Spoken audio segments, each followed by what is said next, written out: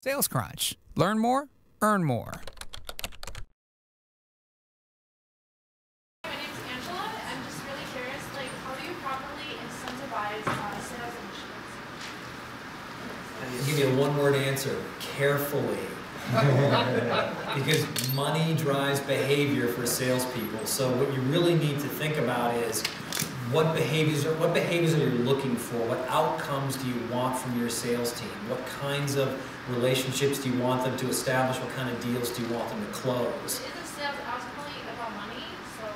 Well, it is to the salesperson, it is to the company, but you need to understand what you want them to do. We've made a few shifts in the way that we've comped people, and it's remarkable how when you pull that lever, the types of behavior changes that it drives. And Mark can certainly speak to that in some more detail. I would say it's very circumstantial to your context, and even that, I don't even think there's a comp plan appropriate for a company. It really depends on the stage of that company. These comp plans, they're super tough. They need to be evaluated at least every year. And you need to think about what you're trying to do as a company. If you're a sales-driven company, we have 200 people, we have 70 salespeople, we're a sales-driven company, that strategy is going to be best executed on through our sales comp plan. And so as an example, when we started out, it was pure revenue-based. When we sell monthly annual contracts, we base it on that. And we pay the reps up front, and it was a really good hunter model, and it allowed us to capture a ton of market share up front. That's exactly what we're trying to do.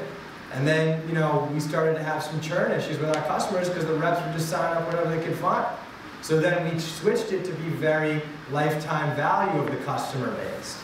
And it took a few months for the reps to figure it out, but then our churn rate skyrocketed down. It was awesome. Made the health of the company exceptionally well. And now we've been focused on contract length. Right, so now you switch to something a little heavier on contract length, and guess what? We're signing up crazy long-term contracts, right? So and we wouldn't have wanted that. Who cares about contract length when you have 20 customers in your first year, right? We need market share. So I think that whole comp plan thing is it takes a ton of work, get everybody involved, and when you nail it, it has a huge impact on your company. So I'll add to that I love the word carefully. In my life in sales organizations, the amount of time that we spent thinking through how to modify behavior, because what you want every salesperson to do is to get their pay plan and put it under an electron microscope and say, how can I beat the crap out of this plan? That's what everybody does. And you need to create a plan that's consistent, where when they beat the heck out of it, the company's making a ton of money. And what these guys just said was there are different times and different sales cycles. So at the Huffington Post, we wanted to get our cost per thousands up, the rates that people pay us. I made that a huge part of our comp plan because I wanted to drive that behavior. And guess what happened? When you do that, when you incentivize people, they actually work harder at it, they think at it. So it's really, we could probably spend 5 hours, the 4 of us, talking about the value of comp plans, where we've gotten burned, and how we got to the point where we let that pay plan really work for us and work for people. In the early days of Trulia, my co-founder and I spoke to 5 different companies about comp plans and looked at them, and they shared them with us. As a startup, one of the things I think Andrew you alluded to is, we're talking about changing them, but as much as possible, you don't want to change them because people are fighting about money, and I guarantee you, if you change somebody's comp plan, they're going to think it's for the worse, right? And the other mistake I see people do is they make them too complicated, and if it's too complicated, then you're not going to drive any behavior because then they just don't understand it. Right? So if you get really, if you get really fancy with an Excel spreadsheet and you think you're all proud of it, chances are, if they can't explain it back to you, you're screwed, right? 1 slide, 6 bullets, that's your comp plan.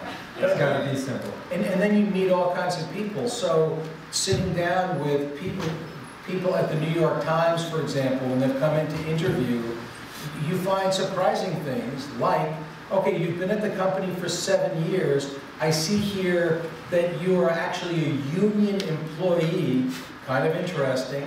I then find out that their pay plan works, that they're paid 85% base salary, 15% variable, and you look at the person and you say, I'm not excited at all. How could you stay there that long with just kind of the knowledge that you have this 85% of your comp guaranteed, where you can only move the needle 15%? It's such a turn off. And again, the people that I find I'm most interested in are the ones that are willing to really take a much better ratio of base salary to bonus to commission with a great pay plan. Because they believe that they can knock it out of the park.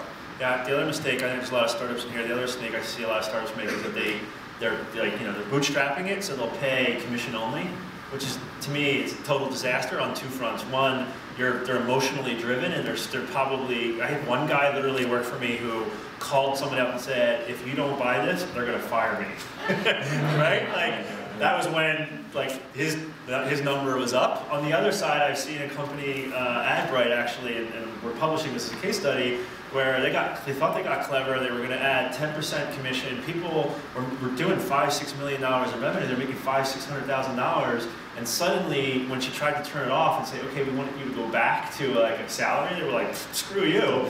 Like, you're going to cut me in half. I'm not going to do it. So I'm either going to leave because you're burning me, right? Or you're going to stick me on this." So like, either way, don't ever try to pay somebody nothing because I say it this way: pay now or pay later. But either way, you're going to pay. So, and also, it has to do with the growth rate. So when I say set the bar, I'm working in an environment that's high growth. So for 2011, we're expecting our sales to grow over 100%. At Yahoo, I lived through an environment where for 7 years we had a compound annual growth rate in revenue of 45%. Going back to the sales team every year and doing a little song and dance saying, this is why we're going to grow so big. It's hard.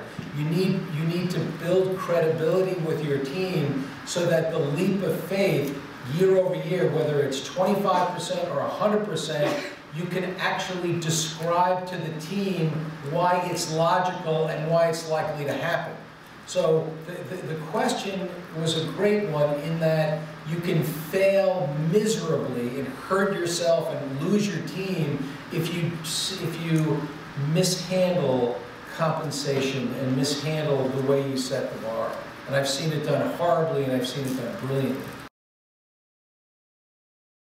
Sales Crunch. Learn more, earn more.